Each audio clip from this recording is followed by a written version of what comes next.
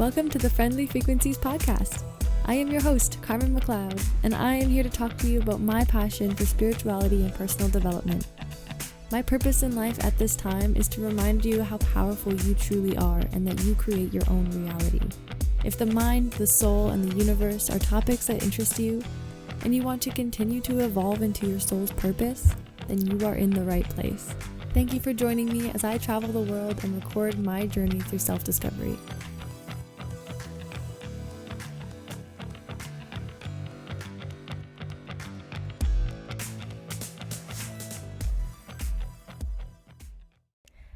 Hello, I'm back with you on this beautiful afternoon.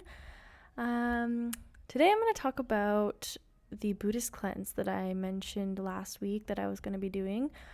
It was about 5 days ago or so that I did this cleanse, and I'm going to talk about all of the factors that go along with this, and in case you want to do it, and then I'll just tell you what my experience was with it. And if you want to go ahead and try it yourself, I would love to hear about how it goes for you. This is probably something that I'm going to do once a month now, because it's kind of nice to do this. It's like a mental reset. It's a spiritual detox. So that's what this is. It's a Buddhist cleanse, spiritual detox. And essentially, I was living like a monk for one day. And it's honestly pretty easy because it's only one day. So it depends who's doing it. Because for me, it's quite easy because I was already doing a lot of these things or not doing a lot of these things that you're not supposed to do, because it's more about what you're not doing versus what you are doing. And I was already not doing a lot of these things. So for me, it was quite easy. For other people, it's going to be quite difficult. So it just depends on your lifestyle and what you're used to doing on a day-to-day basis. But for me, it was quite simple. And especially, but for the people who this is going to be difficult for, those are the people who need it even more. You know, you're the ones who are, yes, going to struggle more with it, but that's because you are, there's a spider on my bed. My attention was taken away from this, but it's pretty cute. The spiders over here are really cute. They're everywhere. So I'm just going to leave it there. Sorry about that. So it just depends on, so I would say for the people who are going to have a hard time with it, I'd say don't let it scare you away. It's going to give you more of a benefit. Like, you're definitely going to have a harder time doing it, and you're going to get more out of it than I did even. So it's more exciting in a way. Like, you could look at it as, yes, it's more difficult, more of a challenge, but that's what you want. That's better. Like, I'm almost envious of the people who this would be harder to more of a challenge to do, because you're definitely going to feel way different afterwards. So, other life updates. I just finished my first round of Next Level /BBA, which is a intense emotional intelligence course that I took over the weekend. I was nocturnal. I was in this about 11 hours a day, of this course, literally no breaks. You can use the bathroom and that's it, because when you're in your breaks, you're literally you're still working on the stuff with your group.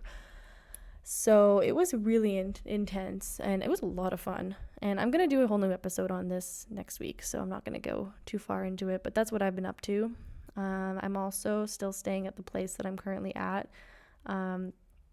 And I was going to go on Tuesday, or a couple days ago. I was going to leave to my next location, but the boat got canceled, so I'm kind of having a hard time getting over there. So I'm really hoping that in the next, in a couple days from now, I'm supposed to be able to get on the next boat if that all works out.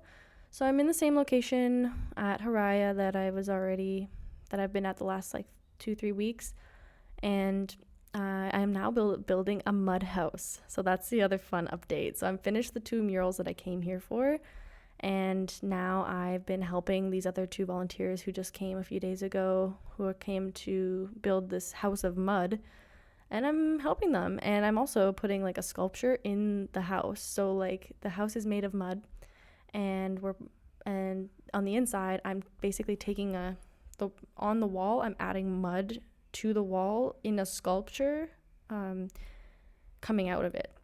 And so it's very different from what I'm used to doing, like totally different from my type of artwork. But yeah, it's really exciting. So anyways, I started on the artwork today. I've just been helping them build the mud house for the last few days. And stay tuned on my Instagram if you want to see how that's going. It's a lot of fun. And my skin feels amazing because it's like clay mud. So I literally feel like I've gone to the spa a million times. So yeah, okay. That's the only updates I have for you.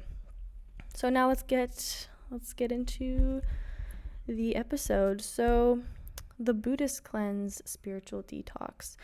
This is based on a book that Julius gave me. Julius is the guy who I'm staying with at the moment at the farm resort, and he handed me a couple books of like a little while, like just after I got here. He had listened to my podcast, and he was like, "Hey, like I think that I have some books that you would like," and because he got to know like the kind of person I am, and he's quite similar. Like he and I have a lot in common around our spirituality and hippiness, and him and Jenny, his partner, like they are like I love them so much. They are just like they're the best. They're I'm really gonna miss them. Anyways, they gave me these books to read. So yeah, one of them is the Buddhist cleanse. I'll put a link to it in the notes in case you want to actually get the book for yourself, but it's by Nick Kiyomagawa. I'm not gonna even try to pronounce that. I'll put the link in the show notes for you. Anyways, but I'm going to give you a little like rundown on the whole thing, just so you don't have to like buy the book in order to do this cleanse. I'm just going to tell you all about it. So for the next 24 hours, you must take a vow, essentially. So like I said, you're living like a monk. So you are taking a vow to abstain from all of these things that I will mention. And these are all the things that monks abstain from. But they do it on a daily basis for the entirety of their status as a monk. So it's much different for them. Like they live this way. For us, we're just doing it for a day. So, but it gives you a nice insight on how they live, what it's like, what it must be like for them to do it every day. And it just gives you more of an idea of how some people live and how simple life can really be and how peaceful life can really be when you are not so distracted. That's the main, I think, purpose of this is you're turning off a lot of the distractions that keep your mind distracted. Like it takes your mind out of the present moment. That's the biggest, for me, that's what I got from this the most, is that you are not constantly filling your time with distractions and things to keep your mind occupied. You're actually giving yourself time to just be healthier overall and to be with yourself more. And so that's the point of this. So for the next 24 hours, you vow to protect yourself with shields of. So that's how he mentions it. You protect yourself with shields of refraining from certain things. But essentially, you take a vow to not. Oh gosh, there's loud noises going on now. 1 second. Okay, I'm back with you. I had to leave my room and go find somewhere else. I'm now in an area that has like a pond near, like I'm actually like sitting kind of on a pond and there's some water dripping, and so you can probably kind of hear that in the background. But better than a loud drill saw thing, for sure. So yes, okay, I'm going to resume and tell you what you must refrain from doing when you do this Buddhist cleanse. So for the next 24 hours, you vow to refrain from destroying living creatures or harming living creatures. That means no killing mosquitoes and anything beyond that, like no hurting any animals. So say if there's a mosquito on you or something, you can blow it away, but no killing and no hurting them. So I wouldn't like flick it off you either, like, or if there's an ant on you, don't flick it, something like that. Now these are definitely I mean, I usually don't kill bugs either, even mosquitoes. I just kind of brush them away, but Sometimes I flick ants because like they don't really, you can't blow ants off you. They're stuck to you when they're on, and trust me, I have ants on me all day long. So this one was a hard one, for me. But other than that, it's obviously quite easy for me to not destroy animals because I'm not a psycho. So next is you must refrain from intoxicating drugs and alcohol. So this one's going to be a hard one for a lot of you, for sure. For me, it was easy because I was already doing sober October, so I was already refraining from those things, so it was quite simple. But for the people who, drink a lot, smoke a lot of weed, this kind of thing, it's going to be quite difficult for you. But remember, it is good to take a day off. It is good to take a day off every once in a while. It's probably good to take more than that off, but start with this one day. You can, distract yourself with many other things, and I'll give a list at the end. After this, I'll give a list of things that you are able to do, and it's actually like a lot. Like you're able to do most things that you would normally do in your busy day. So I will sidebar and say that, I know that as soon as you heard me talk about this, you were probably like, "There's no way I could take a day off of what I'm doing." A lot of people are very busy in their everyday lives, and I understand that. And I would never think that I'd be able to do this kind of thing if before coming to travel. Like I was in that busy mode as well. And I know that that's what most of you are thinking, but you can still do your daily thing. You can still go to work and you can still do all the things that you need to do in the day, but just without all of these other things. But, if you're going to, I would recommend if you're able to take a day off, which you should, like if you can't take a day off, that's kind of alarming. You need to be able to take a day off every once in a while. If you're always filling your schedule, it's your fault. Just gonna bluntly say that's your fault if you're this busy and you don't want to be. If you want to be busy, go ahead, that's fine. But if you're this busy and you're blaming all of the other circumstances for why you're so busy because you have all of these obligations, just remember that you're the one that fills your schedule and you decide how much time you want to spend on each thing. So I'm going to recommend that you really do take this day to do all of the things that you want to do around this cleanse and really make it like an actual cleanse, and it's like a full self-care day. This will be like the best day ever for you if you really want to do it, like really properly do it.